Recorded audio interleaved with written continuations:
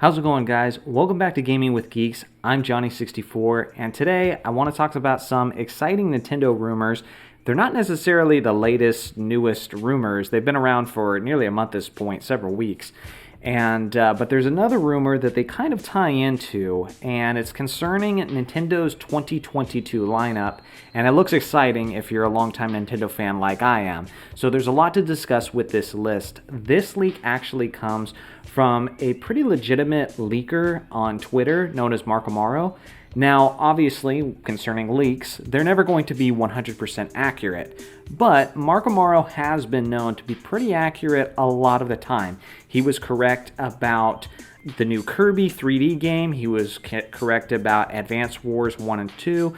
He was accurate about Metroid Dread before it had come out, so he has a pretty good track record. Again, I'm not saying his claims are absolutely true, but when he gives these leaks, when he says that there's things going on behind the scenes with Nintendo, there's reason to pay attention. So what we have here is not necessarily the complete list. I think I might have said that. Not the complete list of Nintendo's 2022 releases, but just some of the more prominent ones concerning some of their biggest IPs. A lot of these we already know about. Pokemon Legends, we already know about Kirby and the Forgotten Land, Advance Wars 1 and 2. Casual IP, Splatoon 3, Echoes, we know about all this stuff. Detective Pikachu, Zelda, Wind Waker, and Twilight Princess, which that is definitely news. And that is really exciting too, because not only are we getting two great games on one cartridge, if this is correct, but we will also then have all Zelda games on one console, at least all 3D Zelda games on one console. And as a huge Zelda fan, I am particularly really excited to have all of those in one place. So that's exciting. We have Mario Rabbids 2, Bayonetta 3, Metroid Prime. Now that's not just regular Metroid Prime. We already got that back in like 2002 or so. This is a remastered Metroid Prime, which we've known might be in the works for a while.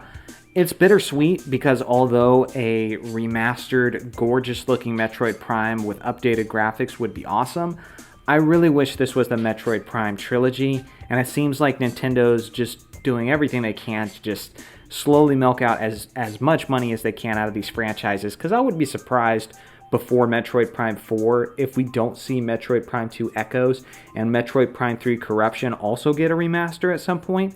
So the fact that they're only getting the first Metroid Prime is kind of disappointing. I'll still pick it up because I love the Metroid Prime series, but I would be much more excited if it was the entire Metroid Prime trilogy, which they already did on the Wii, but that wasn't necessarily a remastered version.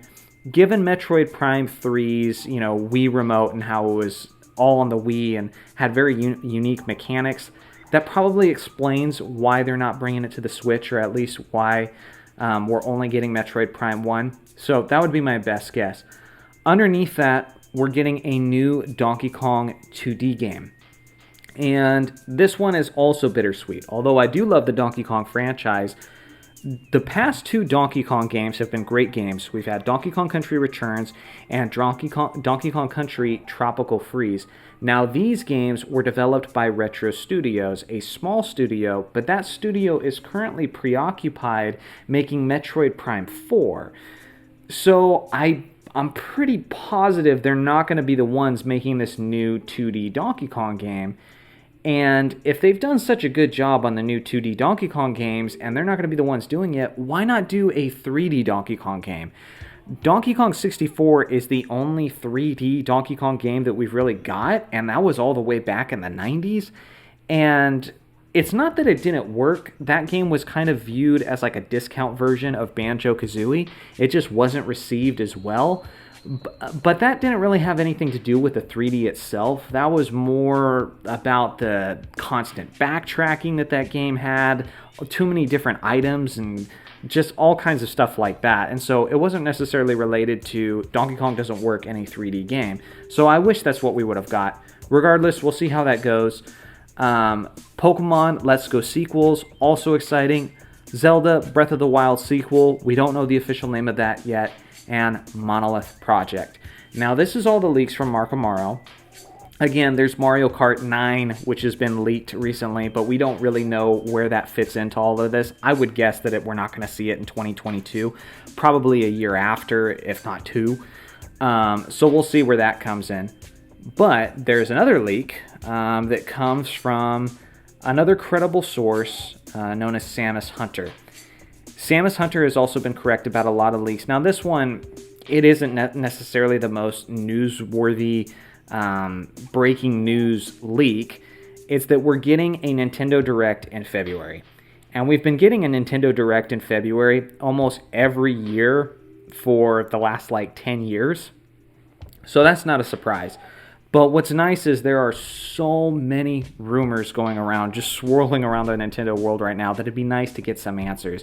And if we're getting a Nintendo Direct in February, we'll know pretty quickly whether or not this leak from Mark Amaro is accurate. It might give us some indication on what to expect from the Metroid franchise, because there's several things going on, not just the Metroid Prime Remaster, but there's also rumors of a Metroid Dread DLC. We know that Nintendo was happy with the sales of Metroid Dread, and they definitely want to keep that Metroid momentum going heading into the release of Metroid Prime 4. So that's something to look out for. I am absolutely excited with all these rumors going around with February's Direct right around the corner. So let me know in the comments, what are you guys excited about from Nintendo in 2022? And I look forward to hearing your thoughts on that. We're going to be making a ton of content here. We're putting more streams here on Gaming with Geeks. 2022 is going to be a big year for us on this channel. So make sure to stay tuned for both Nintendo and just games in general. It's going to be a big year for us. So thanks for watching as always. I'll see you guys in the next one.